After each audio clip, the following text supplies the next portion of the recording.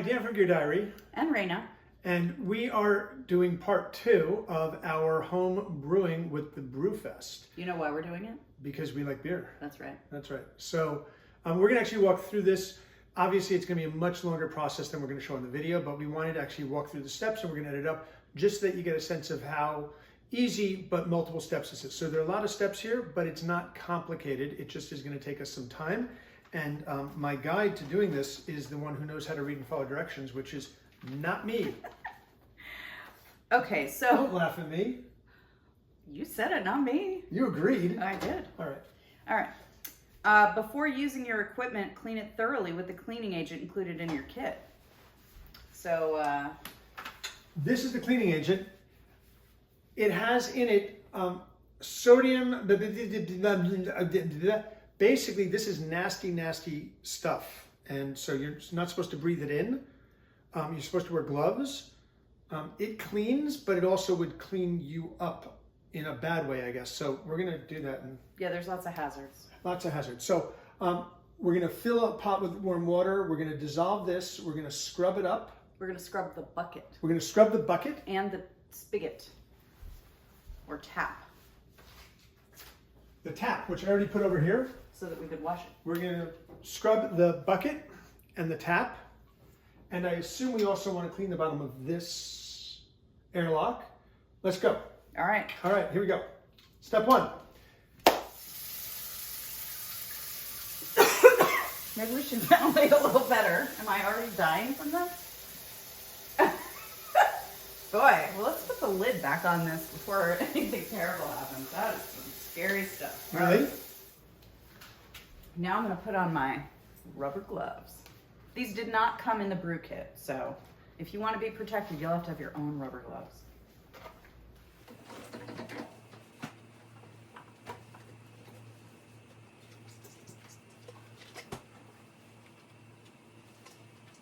Now that the bucket is sterilized and the lid is on it so it won't become unsterilized, we're going to take the Triple Terror, the can with the Triple Terror. We opened it up. There is a bag of yeast here that we'll use later on, but we're going to put it in the pot, which is between 104 and 120 degrees, for 15 minutes to warm the liquid up. And then we're going to actually go on to make the wort, which will then become ultimately the brew. So it's interesting. The recipe says, and the product says that it's no cook, and that's accurate. But what it doesn't say is it's no cook, but yes, warm. So it's not cooking, but there's some warming of stuff in order to let everything mix together. So that does add a little bit, but it's not nearly as complex as the kit that I thought about using years ago. Okay, so it's now been 15 minutes, so I'm going to take the liquid Carefully, with pot holders. and pour it into the bucket. It is really viscous. I don't know what that stuff is. So part of the point of us doing this is to show what people who have no idea what they're doing That would be us. can do with the brew firm and to see if it really works. And so far so good, even though we're looking, as you can see, completely dorky in the process. So Raina is ladling warm water into the can that held the mix. And then we're going to stir it up. We're going to get off all the rest of the goodness so we don't waste any. And then we're going to put it in, and then we're going to go to the next step after that. Okay, we filled it up with warm water. We're mixing up so we can get the remaining contents of the liquid. Raina would like to do it, so I'm going to step aside. Welcome to my world. Well, It's actually pretty good. because if I do it, then we're actually going to get all the stuff scraped off the sides. So we've now mixed the warm water in here, and now we're putting this into the container. Good job getting it all out. We're heating up some water here now. Now, Raina, can you read off what the next instructions are? Sure.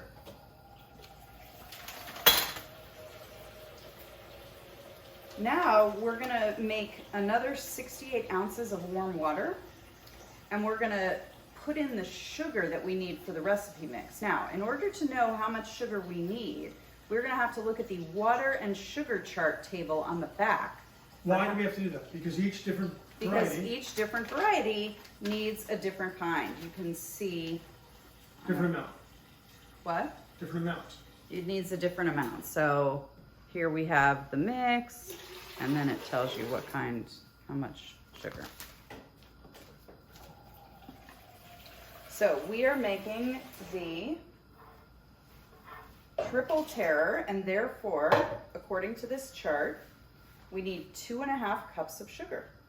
Dan has carefully measured 2.5 cups of sugar, which is what the chart tells us that we need.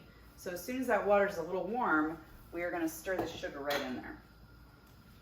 We're going to stir the sugar. We are going to add that water and sugar mixture to the bucket, and we're going to stir it thoroughly with a clean spoon. So this is starting to get warm, so I think we can start pouring the sugar in. Okay, here you go.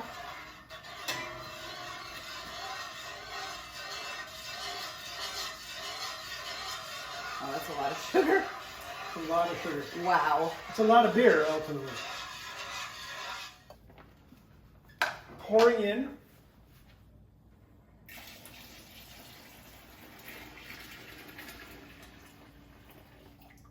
And now we're going to stir it. We have a little more sugar left in there on the sides. That's probably all right. Probably good. So while I'm stirring, why don't you tell us what we're going to do next, honey? It doesn't smell good. Sorry. It's not beer yet. Oh. Okay, now we need additional cold water. So we're going to again look at the water and sugar chart to find how much cold water we need to put in. So, Triple Terror, we need to put in 5 liters of water. If this is 4 cups, that's 1 quart. We need 1.3 gallons. And in quarts, that would, what's 0.3 of 4? That's, oh man, I need a pencil. This is so embarrassing. Welcome to my world. Oh, because you're so good at math.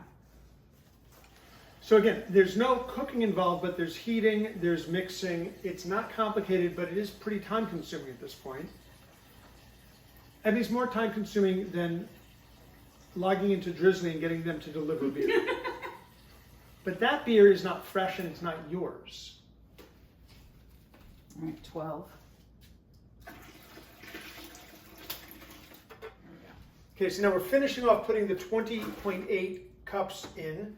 And now what it's telling us is to take the thermometer strip, Raina, would you take the thermometer strip, put it on there, because we need it down here, because we need it to get to 68 degrees before we add the yeast.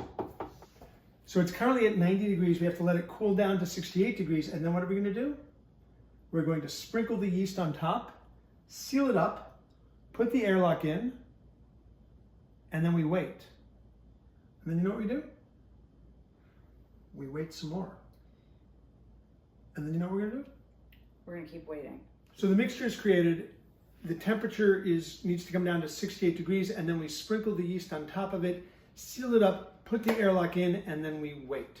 Now there are a couple of things that we've learned along the way. Number one, sterilization, really important, and it's good to have all of your stuff laid out at the same time before you start. Always. Good to have a large picture and to actually know what your calculations for the liquid are, so that you don't have to ask Alexa after failing to figure it out yourselves. The other thing is it's summertime. So right now it's about 91 degrees outside. Inside the house we're keeping it nice and cool, but it's not down to 68 degrees. So there's gonna be a challenge getting it down to 68 degrees. We'll figure that out. We'll put in the yeast and we'll report back what happens. But probably better off to do this when it's cooler. The next batch we'll make after this, we're gonna wait till the winter, and then we won't have the temperature issues. But I'm really excited because we're gonna go through all of these over time. We're gonna taste all of them. Here's the other thing. You were wondering what's inside of this, and I was reading it when you're downstairs, right? Here's what's inside of it. This mix has hopped malt extract, which is barley malt extract and hop extract and herbs, and there's yeast in the center. So all of this is hopped malt extract, which is barley malt extract and hop extract. Here's the kicker. When you get the can, it has 0 alcohol content. When the beer is made, this variety, this flavor, this type, 18.4 proof. Nice. 9.2% alcohol. So it's excellent. I hope it'll be delicious, and I really hope it turns out well, because delicious beer with that kind of alcohol content is not a bad thing. No, not at all. Because We like beer. if you like beer, why don't you check out the Brew Firm? It's actually kind of fun. It was a little frustrating along the way, but there's something really fun about the idea about making your own beer. And it'll be even more fun in 10 weeks when it's all ready to drink, if it's delicious, which I really hope it is. This is Dan from Beer Diary. And Raina. Thanks for your help, Ray. Thank you all for watching. Bye.